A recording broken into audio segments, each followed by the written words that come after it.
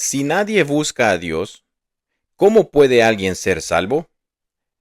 Muchas gracias por tu sintonía. Bienvenidos una vez más a una entrega de esta traducción al español del programa Pregunta al Pastor John Piper. Un espacio donde él contesta todas las preguntas que recibe en su correo electrónico. Para más información puedes visitar su sitio web desiringgod.org.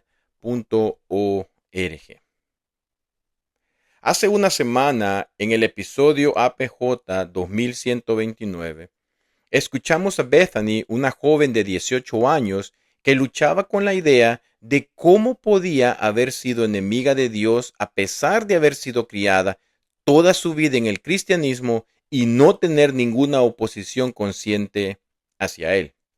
Pastor John, usted se identificó con su historia. Es también su historia y explicó que la enemistad con Dios es un problema tanto humano como divino y que nuestra verdadera condición fuera de Cristo no se revela solo por lo que recordamos, sino por la palabra de Dios que expone la profundidad de nuestro pecado y nuestra separación de Él, incluso si no lo sentimos. Ese episodio del lunes pasado se conecta con la pregunta de hoy lunes de Mónica, una joven de 20 años de Albania, que reflexiona sobre nuestras lecturas bíblicas de los primeros 10 días de marzo. Hola, Pastor John, y gracias por guiarnos a través de la Biblia en el podcast y por Romanos en marzo. Soy nueva en la fe y me uní a mi primera lectura bíblica con usted el año pasado y estoy participando de nuevo en el 2025. Esta disciplina me recuerda que hay mucho que no entiendo, pero una cosa sí sé: los pecadores se niegan a venir a Dios. Eso quedó claro en las lecturas del marzo pasado, incluyendo el Salmo 53, Romanos y Mateo 23. Por supuesto, el Evangelio es una oferta abierta para todos, como leí en Romanos 1:16. Pero Dios mira desde el cielo buscando a alguien que lo busque y nadie lo hace, según el Salmo 53:2. El mismo punto se repite en Romanos 3:11. No hay quien busque a Dios. Romanos 5:10 incluso dice que éramos enemigos de Dios. Y en los evangelios vemos a Jesús llorar por Jerusalén porque se negaron a venir a él en Mateo 23, versículos 37 y 38.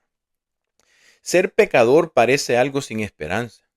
Si hay un tema tan fuerte en la Biblia sobre los pecadores que no pueden venir a Dios, ¿cómo sucede entonces la salvación? La respuesta es la siguiente. Algunos de nuestros oyentes pensarán, vaya, esa es una pregunta muy básica. Y ciertamente lo es, pero creo que es muy bueno que regularmente volvamos a preguntas muy fundamentales y nos preguntemos si hemos avanzado tanto más allá de lo básico que ya no somos capaces de explicar lo básico. Eso es una buena prueba para nuestro entendimiento. Mónica ha leído su Biblia con suficiente atención como para ver que el pecado es realmente serio, no solo porque ofende a Dios, sino porque esclaviza a las personas. Ella lo percibe claramente, tanto así que Romanos 3:11, como ella señala, dice, no hay quien entienda, no hay quien busque a Dios. Y por eso pregunta, si hay un tema tan fuerte en la Biblia sobre los pecadores que no pueden venir a Dios, esas son sus palabras, ¿cómo ocurre la salvación? Y esa es una pregunta excelente, porque Jesús dice en Juan 6:37, al que a mí viene, no le echo fuera. Y en Juan 6:35, el que a mí viene, nunca tendrá hambre, y el que en mí cree, no tendrá sed jamás. Y en Apocalipsis 22:17 dice, el que quiera, tome del agua de la vida gratuitamente. Así que Mónica ve con claridad en la Biblia que por un lado, la oferta del Evangelio es libre y que debemos ejercer nuestra voluntad de venir a Jesús para ser salvos y tener vida eterna. Ella lo ve, está ahí. Y por otro lado, ve también que el pecado es tan profundo y tan poderoso y nuestra voluntad es tan contraria a Dios, tan esclava al pecado, que no podemos venir. Nuestro no quiero se ha convertido en un no puedo. Es así de profundo. Romanos 8:7 dice, por cuanto los designios de la carne son enemistad contra Dios, porque no se sujetan a la ley de Dios, ni tampoco pueden. Así de profundo ha llegado el no quiero. Se convierte en un no puedo moral. Mónica está haciendo una pregunta absolutamente básica e importante. Amén y gracias. Me ha hecho bien pensar en esto. Y en la historia de la iglesia, esta pregunta ha recibido dos respuestas distintas. La visión número 1.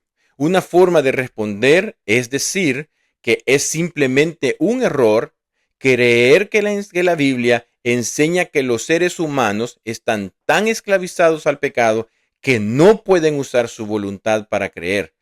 Eso es un error, dicen.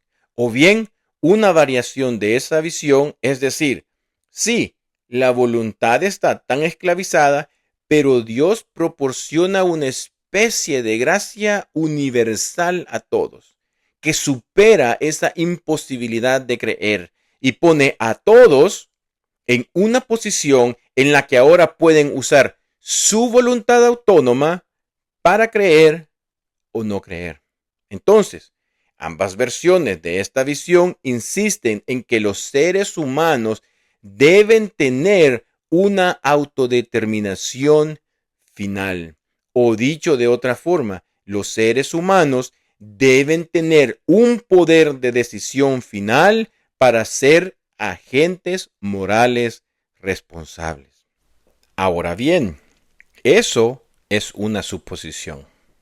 Es una presuposición y es lo que gobierna esa visión. O dicho de otra manera, esta visión afirma que el hombre debe ser el factor decisivo en la creación de su fe, no Dios. Y la palabra decisivo es clave aquí. No estoy diciendo que quienes sostienen esa visión nieguen la influencia divina, pero en el momento de la conversión, cuando una persona pasa de muerte a vida, de incredulidad a fe, ¿de quién es la influencia finalmente decisiva? Y ellos responden, la persona humana es quien realiza la acción decisiva, no Dios. Yo creo que esa visión no es lo que enseña la Biblia. Creo que esa visión está gobernada por una presuposición traída al texto, no sacada del texto. Es decir, la suposición de que los seres humanos deben tener autodeterminación final y decisiva, al menos en el momento de la conversión, si van a ser considerados moralmente responsables. Y creo que cuando uno trae esa presuposición a la Biblia, se distorsiona lo que la Biblia enseña. Se fuerza a la Biblia a decir cosas que no dice y se niega que dice cosas que sí dice. La otra visión sobre cómo somos salvos cuando nuestro pecado es tan profundo y tan poderoso que hace que venir a Cristo sea humanamente imposible es, y esta sería la que creo que la Biblia enseña, que Dios vence esa imposibilidad y nos lleva de manera decisiva a la fe y a la unión con Cristo para salvación.